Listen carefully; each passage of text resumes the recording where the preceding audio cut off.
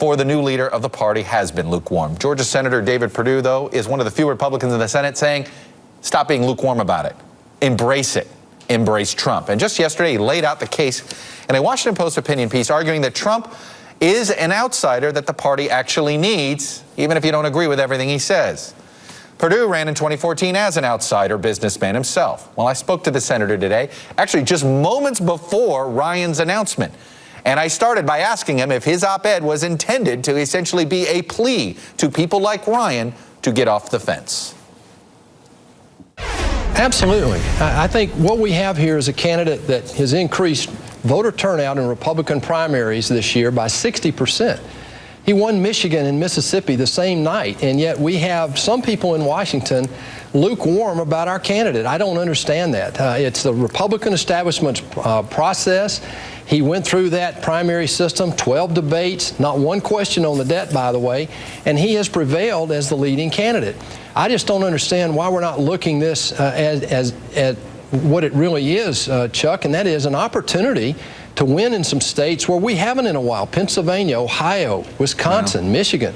So I think this is an opportunity for us to really, I think, finally, once and for all, call out the failures of the progressive liberal movement, as we've seen particularly in the last 8 years, and what we think we'll see under Hillary Clinton. But, Senator, is it possible that you're right and some of these Republicans that are on the fence are right? Speaker Paul Ryan, essentially, you're making the case, hey, this is an outsider, needs a shakeup. This is what voters said to you in 2014. That's the message Georgia voters sent.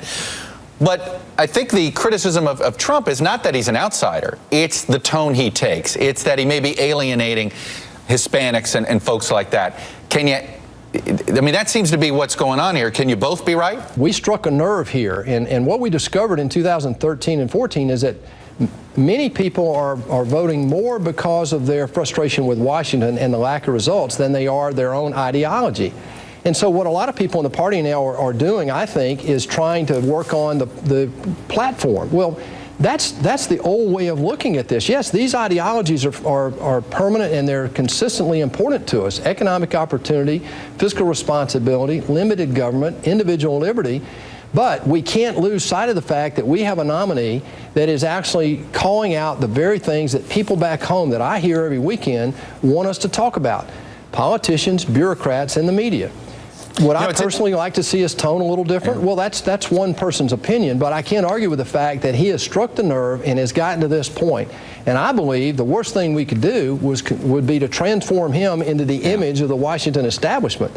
I don't think he'd win doing that. I think right now he's calling out the things that we need to be talking about: how to save Social Security, how to save Medicare, how to stand up to our enemies abroad and make sure that we have the ability to defend our country. I believe CEO David Perdue, whether you were CEO of the Reebok brand or CEO of Dollar General, would be absolutely panicked at the talk of Donald Trump tariff wars with China.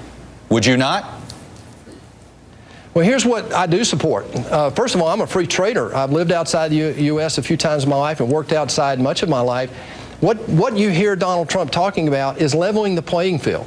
Since 1965, we've had the war on poverty in the United States, and we have not changed the poverty rate in the United States since '65, even with trillions of dollars spent behind the Great Society. What we've got, though, internationally is we've reduced international global poverty by some 60% or more. And what you hear Donald Trump is saying is, look, our workers in America, our businesses in America need at least a fair shake in terms of dealing with you guys abroad. And we feel like we haven't had that fair shake in the past. I applaud what he's saying, and maybe it's time we take a stronger stance on that. Are you ready to change your position on trade these days? Are you now not going to support a TPP under any circumstance? No, I'm supporting the process, and I haven't seen the final details of that. And what we're trying to work on now is to make sure that we get the right first step toward bringing in 11 countries that will give the United States most favored nation and influence people on things like pollution, trade, labor policies, and so forth. If we don't do that, we lose those abilities. All I'm saying is that within that is a negotiating process to make sure we get a fair shake with these foreign partners. But your nominee is nowhere near where you are on that. I would much prefer to see a change in direction guided by this candidate as a Republican president, certainly with regard to the Supreme Court, as well as getting the economy going, as well as coming up with a workable plan to save Social Security and Medicare, and at the same time, recapitalize our military so we can provide for the national defense. I'd much rather have this guy doing it than Hillary Clinton. But in all fairness, Senator, what you just articulated as the agenda that you want him to do, I have not heard from him. Well, I think you have. I think he's hoping that he's going to adopt this agenda. Well, I think, look, the worst thing you can do is ask this guy right now to put everything he's going to do out in policy. I mean, personally, that's not what people at home want to talk about. This is what the political establishment is missing, Chuck, and I think many of the media are as well.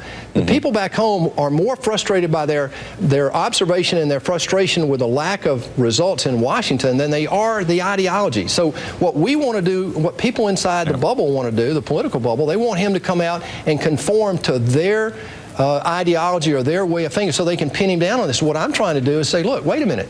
He's going to put people around him. We're going to attack these problems. I'm fully convinced that he has the wherewithal to put the right team around him, much more so than Hillary Clinton. We have the lowest worker participation rate since 1978. Poverty rate hasn't changed.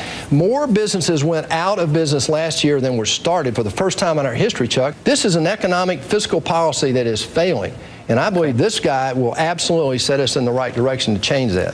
Senator Perdue, appreciate it. Maybe we'll see you on the trail. Hey, Chuck, thanks a lot. I hope so.